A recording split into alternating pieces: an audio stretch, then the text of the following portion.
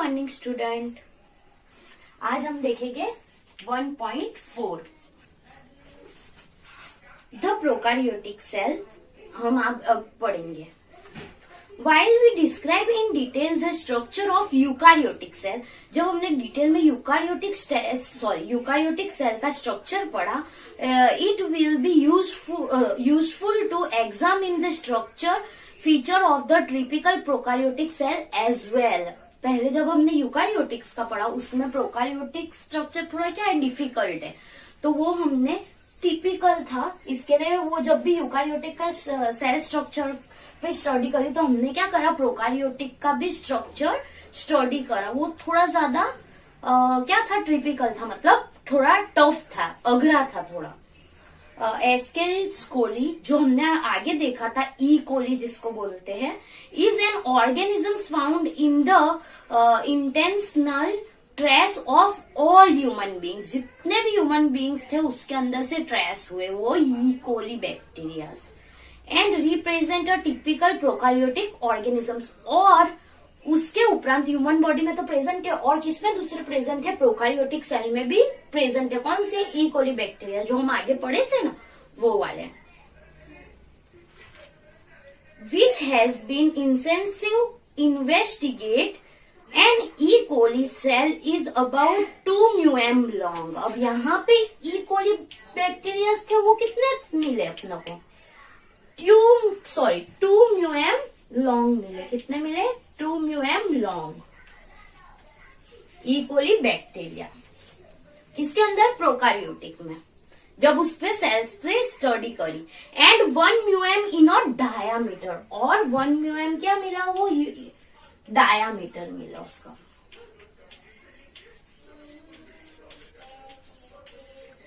यानी जब हमने यूकारियोटिक की स्टडी करते थे तब हमने टिपिकल प्रोकैरियोटिक सेल की भी क्या करी थी, स्टडी करी थी। ई कोली बैक्टीरिया 2 म्यूएम लॉन्ग थे और 1 म्यूएम डायामीटर था। वो आपको 1.2 फिगर में दिखेगा। ये रहा ये यूकारियोटिक सेल का प्रोकैरियोटिक सेल का क्या है, हाँ, diagram of the presence of E coli cell showing in pili and flagella. Pili and flagella का दिखेगा आपको। Its cell wall is made of the rigid framework called the peptidoglycan. अब ये जो प्रोकैरियोटिक सेल के अंदर इसकी सेल वॉल पाई गई, ये कैसी थी, it's cell wall is made up of the rigid framework. Rigid framework की बनी हुई थी।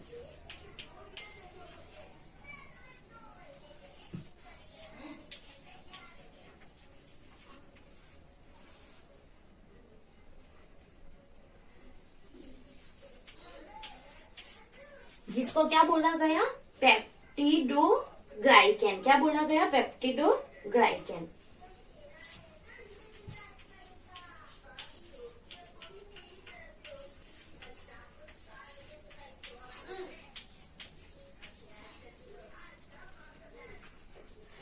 कंसिस्ट ऑफ पॉलीसेकेराइड चेन, जिसने क्या करा, पॉलीसेकेराइड चेन करी।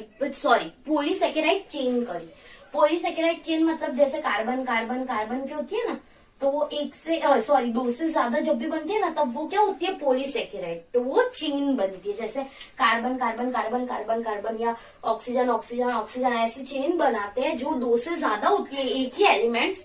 तो उसको क्या बोला जाता है, उसको क्या बोलते हैं अपने लोग, पॉलीसेकेराइड चेन। क्या बोलते हैं, पॉलीसेकेराइड। तो जो भी चेन बनती है उसको पॉलीसेकेराइड चेन बोलते हैं। Cross link by the peptidyl units, the particle structure of the peptidoglycan is shown in the figure 1.3। 1.3 के अंदर, ये वाली फिगर के अंदर आपको पेप्टिडो का सारा देखने को मिलेगा। यहाँ पे पेज नंबर 13 पे इग्नू वाली बुक में, CHE9 पार्ट 1। तो हमने सबसे पहले तो देखा, क्या देखा, यूकारियोटिक सेल का स्ट्रक्चर देखा। यूकारियोटिक सेल का स्ट्रक्चर क्या था, थोड़ा इजी था, तो उसपे जब भी स्टडी करी तो उन्होंने प्रोकारियोटिक सेल पे भी क्या करी, स्टडी कर ली। ये थोड़ा ट्रिपिकल था, बट उसका क्या तो हमने ये तो इसमें क्या पाया गया, ह्यूमन बॉडी में जितने भी सब में ई कोली बैक्टीरिया जो हम आगे पढ़ चुके थे, ई कोली बैक्टीरिया मिले थे जो प्रेजेंस किसमें थे, प्रोकारियोटिक सेल में भी प्रेजेंट थे। उसके अंदर ई कोली बैक्टीरिया प्रोकारियोटिक्स में कितने थे, 2 म्यूएम लॉन्ग थे। कितने थे, 2 म्यूएम लॉन्ग, ये मोस्ट टाइम पे, और 1 म्यूएम डायामीटर। क्या थे, 2 म्यूएम लॉन्ग थे और 1 म्यूएम डायामीटर में थे। अब इन्होंने क्या करा, जो भी सेल है उन्होंने क्या करा, स्ट्रक्चर बनाए जिसकी ये cell Wall E coli bacteria जिसकी सेल वॉल इन्होंने किसके बने, रिजिड फ्रेमवर्क से बनी है। किससे, रिजिड फ्रेमवर्क से, जिसको क्या बोला गया, पेप्टिडोग्लाइकैन बोला गया। इसको क्या बोला गया, पेप्टिडोग्लाइकैन। अब ये वाली जो इन्होंने पेप्टिडोग्लाइकैन करी, वो क्या करती है, कंसिस्ट करती है किसको, पॉलीसैकेराइड चेन। पॉलीसैकेराइड चेन क्या है, कोई भी एक एलिमेंट्स क्या होता है, बहुत ज्यादा मात्रा में, 2 से ज्यादा में, वो क्या होता है, एक दूसरे से जुड़ा हुआ रहता है। जैसे कार्बन है, कार्बन है, कार्बन है, कार्बन, ऐसा हाइड्रोजन भी हो सकता है, ऑक्सीजन, तो वो पॉलीसैकेराइड चेन बनाते हैं, यानी 300 तो पॉलीसैकेराइड चेन बोलते हैं उसको। The particle structure of the peptidoglycan showing in figure 1.3 आपको यहाँ पे देखने को मिलेगा। The cell membranes lining the inner surface of the cell wall. Cell wall के अंदर, ये इनर सेल वॉल के अंदर यहाँ पे सेल मेम्ब्रेन पाया गया। क्या पाया गया, एक लिक्विड जिसको उन्होंने क्या नाम दिया, सेल मेम्ब्रेन। क्या बोले, cell membrane.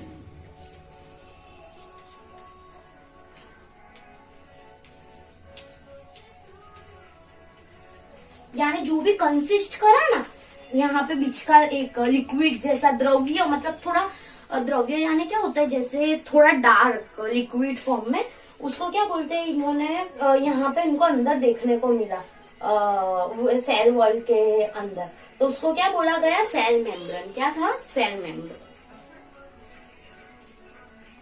Is made of the phospholipid and protein. ये किसका बना हुआ है, फॉस्फोलिपिड और प्रोटीन का। किसका बना हुआ है, बिकमिंग अ, ये वाला जितना भी है, बिकमिंग अ फॉस्फोलिपिड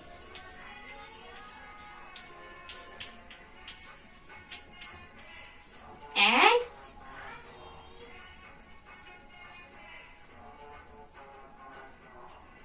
प्रोटीन।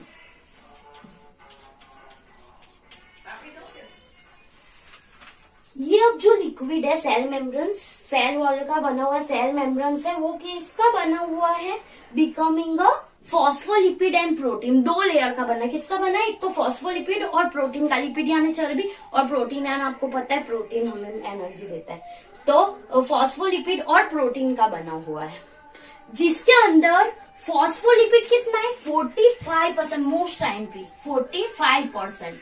इसका रेशियो कितना है, 45%, जबकि प्रोटीन का कितना है, 55%।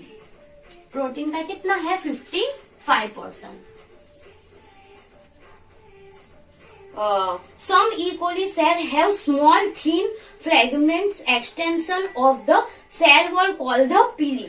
अब कोई जो ई कोली बैक्टीरिया होते हैं ना, वो लोग क्या करते हैं, स्मॉल थिन फ्लैगेला मतलब ऐसा एकदम छोटा सा, स्मॉल थिन मतलब पतला सा, और ऐसे बनाते हैं।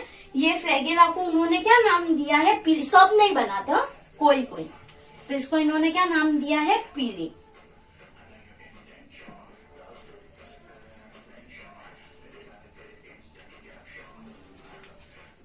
सेल मेम्ब्रेन है, सेल मेम्ब्रेन किसका बना हुआ है, फॉस्फोलिपिड और प्रोटीन, जिसके अंदर फॉस्फोलिपिड कम है, कितना है, 45% है, जबकि प्रोटीन क्या है, 55% ज्यादा है। और जो कभी कभी कोई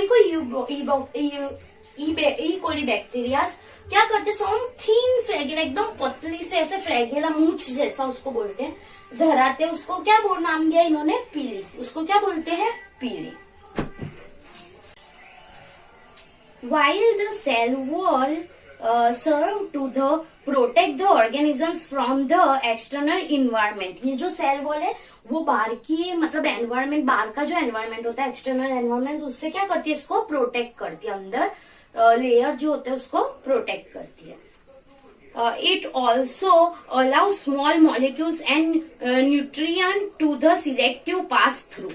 अब ये क्या करता है पता है, कोई कोई ये न्यूट्रिशन जिसकी जरूरत होती है ना, सेल वॉल क्या करते हैं, कोई कोई न्यूट्रिशन जिसकी जरूरत होती है उसको, और स्मॉल मॉलिक्यूल एकदम छोटा सा मॉलिक्यूल होता है उसको क्या करती है, वो अंदर आने के लिए परमिशन देती है, वरना वो ऐसे एक्सटर्नल इन्वायरमेंट से क्या करती है, उसको प्रोटेक्ट करती है, कोई भी बाहर का खराब वस्तु आने नहीं देती, ज्यादा उसको हार्म पहुंचाए वो वस्तु आने नहीं देती। सिर्फ स्मॉल मॉलिक्यूल जो छोटे छोटे होता है उसको एक आने देती है, और दूसरा किसको आने देती है, एक स्मॉल और न्यूट्रिशन जो होते हैं इसको जरूरी है उसको ही आने देती है।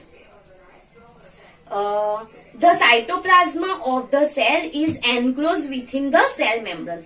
अब साइटोप्लाज्मा क्या है, एनक्लोज है। जब सेल मेम्ब्रेन्स, जब भी सेल मेम्ब्रेन्स पाया जाएगा तो साइटोप्लाज्मा क्या हो जाएगा, एनक्लोज हो जाएगा। क्या हो जाएगा, एनक्लोज हो जाएगा। Within the cytoplasma lies a single molecule of double stranded DNA। जब भी साइटोप्लाज्मा सिंगल मॉलिक्यूल्स करते हैं तो वो क्या करते हैं, standard DNA and loop call the circular DNA. यानी जो उन लोग क्या करते हैं, ऐसे ऐसे करते हैं, ऐसे। ये क्या है, डीएनए का स्ट्रक्चर है। क्या है, डीएनए का स्ट्रक्चर। तो ये किसमें आता है, डबल इसमें आता है। किसमें आता है, डबल इसमें आता है। तो इसको क्या बोलते हैं, जैसे डीएनए हमेशा 3' के अंदर होता है। जैसे ऐसे देखोगे इसका स्ट्रक्चर तो 5'3", 5'3" ऐसे होता है। तो ये जब भी डबल सर्कुलर होता है तब ये यहाँ पे 3 होता है और यहाँ पे 5 होता है। यहाँ पे 3 होता है, यहाँ पे 5 होता है। यहाँ पे 5 है तो यहाँ पे 3 होता है, यहाँ पे 5 होता है।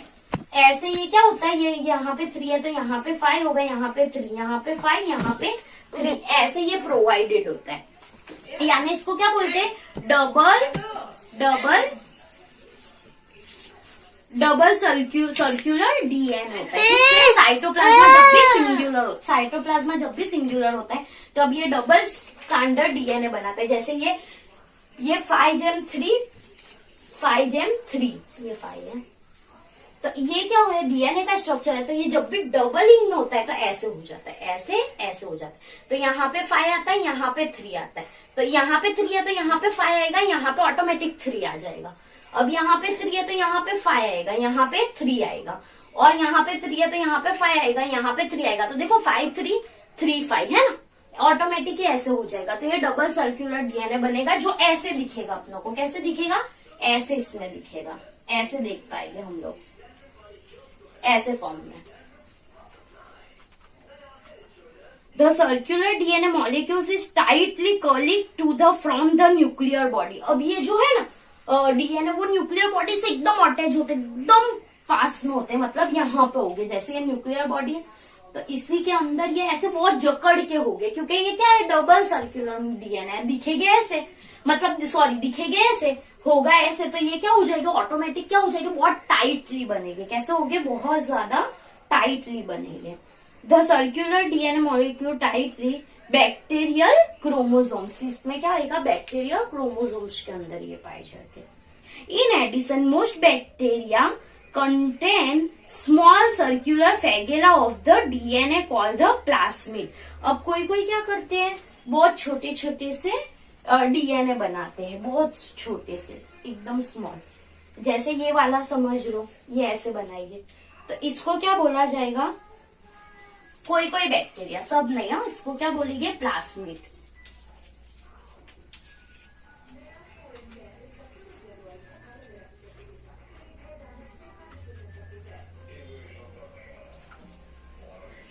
ये क्या है, डीएनए डबल डीएनए सर्क्यूलर और न्यूक्लियस में है, न्यूक्लियोइड।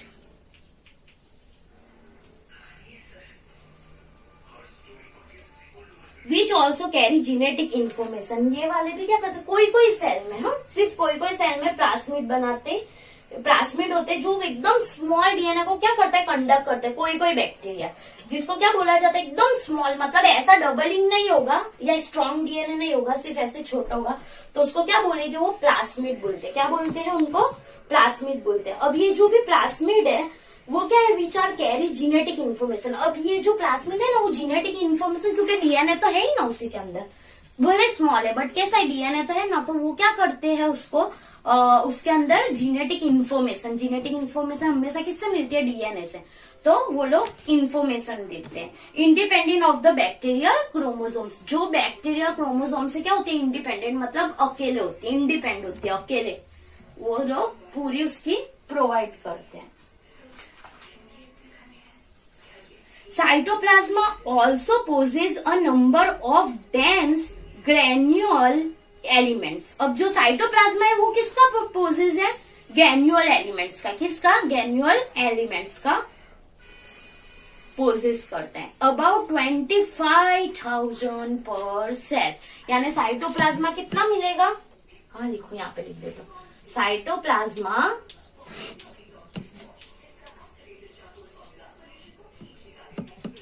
25,000 पर सेल। एक सेल के अंदर साइटोप्लाज्मा कितना होगा, ई कोली बैक्टीरिया के एक सेल के अंदर साइटोप्लाज्मा 25,000 पर सेल। एक सेल के अंदर साइटोप्लाज्मा 25,000 होगा, किसके अंदर, ई कोली बैक्टीरिया के अंदर। मोस्ट टाइम पे अंडरलाइन को कॉल द रिबोसोम्स, जिसको क्या बोला जाता है, रिबोसोम्स बोलते हैं।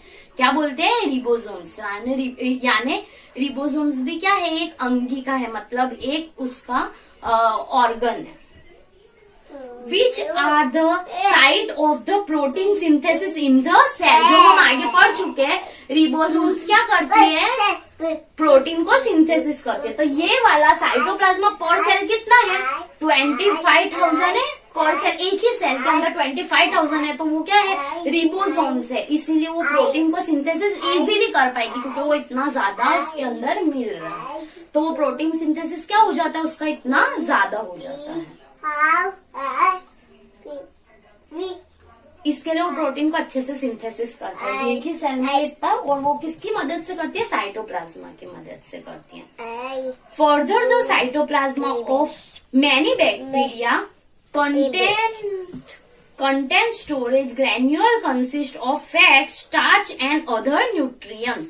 अब वो क्या करती है, स्टार्च और अदर न्यूट्रिशन को भी क्या करती है, कंटेन करती है, स्टोर करती है। क्या करती है, स्टोर करती है। Cytoplasm is very rich in the protein. अब साइटोप्लाज्मा क्या है, प्रोटीन का वेरी रिच है, वो तो दिख ही रहा है, क्योंकि ये रिबोसोम और रिबोसोम सिंथेसिस करती है प्रोटीन को। तो एक ही इसके अंदर 25,000 है।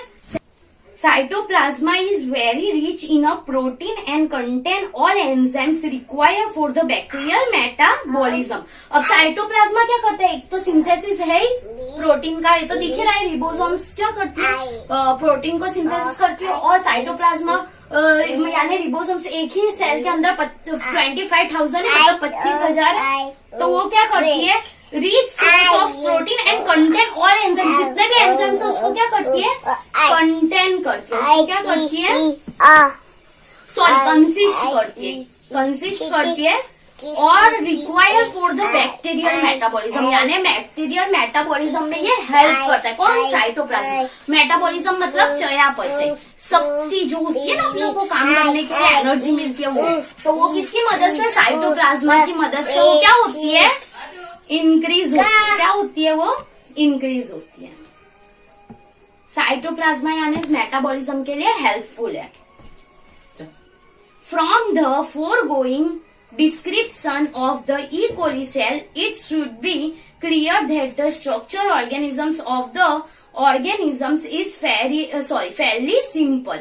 यानी ई कोली बैक्टीरिया अब बहुत सिंपल हो गया, क्योंकि सबसे ज्यादा वो क्या कंसिस्ट करता है, साइटोप्लाज्मा। जो साइटोप्लाज्मा क्या है, वो रिबोसोम्स ही है, क्योंकि साइटोप्लाज्मा पर सेल क्या पाया गया, 25,000, इसलिए रिबोसोम्स। तो रिबोसोम्स क्या करते हैं, प्रोटीन को अच्छे से सिंथेसिस करते हैं, तो ये प्रोटीन को इजीली सिंथेसिस करते हैं, और जितने भी एंजाइम्स है उसको क्या करती है, कंसिस्ट करने में हेल्प करती है। इसके अलावा ई कोली इसका बैक्टीरिया का स्ट्रक्चर करना क्या है, बहुत ज्यादा इजी हो गया है। However, the organisms is still able to the accomplish most of the function. अब कोई इतना इसकी स्टडी होने के बावजूद भी कोई इसमें ये क्या है, अकम्प्लिश है, मतलब उसको अजू तक पूरा डिफाइन नहीं कर पाए। कोई ऑर्गेनिजम्स में इसको थोड़ा डिफिकल्ट है समझाना, जितना वो यूकारियोटिक से इजी है वो ये थोड़ा सा टफ है समझाना। However, the organisms is still able to the accomplish most of the function of the occur more complicated cells such as the that of the liver। ये थोड़ा बहुत ज्यादा कॉम्प्लेक्स है। इसके अंदर स्टडी करने के लिए हमें बहुत ज्यादा कॉम्प्लेक्स मतलब बहुत ज्यादा टफ है। किसको करने के लिए स्टडी? द लीवर का सेल जब हम स्टडी करेंगे प्रोकार्योटिक्स पे तो वो बहुत ज्यादा टफ पड़ेगी। इसके लिए वो कितने ऑर्गेनिजम्स में वो क्या रही है, टफ रही है, मतलब उसको अभी एकम्प्लिश नहीं किया है, मतलब उसको अभी तक अस्तित्व में नहीं लाया, एग्जिस्ट नहीं हुआ, क्योंकि वो बहुत ज्यादा टफ है। वो जैसे कि एग्जाम्पल क्या दिया है, लीवर। मोस्ट टाइम पे एग्जाम्पल क्या है इसका, लीवर, जिसकी अभी तक हम लोग क्या कर पाए, स्टडी नहीं कर पाए, वो बहुत ज्यादा टफ है, कॉम्प्लेक्स है इसलिए। अब फिल इन द ब्लैंक्स हम लोग देखते हैं। फिल इन द ब्लैंक्स, खाली जगह, sorry, blanks is the basic structure and functional unit of the life form. अब हमने देखा है लाइफ फॉर्म का बेसिक और फंडामेंटल स्ट्रक्चर क्या है, सेल है। क्या है, सेल। तो पहले में क्या आएगा, ध सेल आएगा। क्या आएगा, ध सेल। अब बी वाली देखते हैं। Prokaryotic cells have extra chromosomal DNA contain elements called the. अब प्रोकार्योटिक सेल जो है ना, एक्स्ट्रा क्रोमोसोमल डीएनए को क्या बोला गया है, देखो अभी हमने पढ़े एक्स्ट्रा डीएनए को, जो क्रोमोसोम्स है वो एक्स्ट्रा डीएनए जब भी प्रोवाइड करते हैं, ऐसे नहीं, ऐसे तो क्या है डबल सर्कुलर डीएनए, लेकिन कभी कभी वो क्या करते हैं, कोई एक्स्ट्रा डीएनए को प्रोवाइड करते हैं। एक्स्ट्रा मतलब एकदम स्मॉल बट डीएनए को प्रोवाइड करते हैं, जिसको क्या बोला गया है, प्लाज्मिड। ये रहा यहाँ पे, ये क्या बोला गया, प्लाज्मिड। तो क्या आएगा ब्लैंक्स में, प्लाज्मिड आएगा। अब blank cell has no true nucleus. किसके अंदर थ्रू न्यूक्लियस नहीं है, हमने पहले ही डिफरेंशिएशन में देखा था, प्रोकार्योटिक्स और यूकार्योटिक्स के अंदर दोनों में देखा था हमने। ये इससे पहले वाले वीडियो में है, जिसके अंदर क्या है, प्रोकार्योटिक या यूकार्योटिक्स में नो थ्रू न्यूक्लियस। किसके अंदर नो थ्रू न्यूक्लियस था, प्रोकार्योटस के अंदर। किसके अंदर, प्रोकार्योटस। किसके अंदर था, प्रोकार्योटस के पास खुद का न्यूक्लियस नहीं है, वो क्या है, फॉल्स न्यूक्लियस है। न्यूक्लियस जैसा सिर्फ दिखता है लेकिन न्यूक्लियस नहीं है, जबकि यूकार्योटस में क्या है, न्यूक्लियस है, थ्रू वाला। वो न्यूक्लियस की तरह दिखता भी और काम भी करता, वो न्यूक्लियस ही है, जब इसके अंदर सिर्फ दिखाई देता है लेकिन है नहीं। तो क्या आएगा, प्रोकार्योटस ब्लैंक्स में। और 4.1 क्या है, the bacterial cell wall structure polysaccharide is called. अब जो बैक्टीरियल, मैंने बोला ना ये रहा, बैक्टीरियल जो भी पॉलीसेकेराइड चेन बनी है उसको क्या बोला गया, sorry, bacterial cell wall structure polysaccharides, ये जो पॉलीसेकेराइड्स बनी है इसको क्या बोला जाता है, द बैक्टीरियल सेल वॉल। जो बैक्टीरियल सेल वॉल है वो क्या करती है, ऐसे ऐसे ऐसे ऐसे चैन की बनी हुई है, उसको क्या बोला गया है, पेप्टिडोग्लाइकैन। क्या बोला गया है, पेप्टिडोग्लाइकैन। ये रहा पेप्टिडोग्लाइकैन, ये रहा। ये थोड़ा ट्विस्टिंग किया है इन्होंने ऐसा नहीं बोला कि क्या बनता है, उन्होंने क्या बोला, जो भी सेल वॉल के अंदर पॉलीसेकेराइड चेन जो बनी है उसको क्या बोला गया है। तो ये पॉलीसेकेराइड चेन किसकी बनी है, रिजिड फ्रेगमेंट वर्क की बनी है, जिसको क्या बोलते हैं, पेप्टिडोग्लाइकैन। हमने देखा था पेप्टिडोग्लाइकैन किसका बना है, पॉलीसेकेराइड चेन का, लेकिन इसके अंदर इन्होंने ट्विस्टिंग करके ऐसा पूछा, पॉलीसेकेराइड चेन किसकी बनी, तो क्या आएगा, पेप्टिडोग्लाइकैन। क्या आएगा, पेप्टिडोग्लाइकैन। यहाँ हमने 1.4 हमारा फिनिश हुआ। अब हम देखेंगे 1.5 द यूकारियोटिक सेल। अब हम आगे जाएंगे यूकारियोटिक सेल पे, वो डिटेल में पढ़ेंगे। यहाँ पे सबसे मोस्ट टाइम पे क्या है, साइटोप्लाज्मा क्या है, rich protein of, sorry, rich source of protein, क्योंकि एक ही सेल के अंदर 25,000 है, तो वो अच्छे से प्रोटीन को क्या करेगा, सिंथेसाइज करेगा, क्योंकि जितना भी साइटोप्लाज्मा है वो क्या है, रिबोसोम्स, और ribosomes good source of protein synthesis, वो हम आगे पढ़ चुके हैं, आगे हम लोग देख चुके हैं।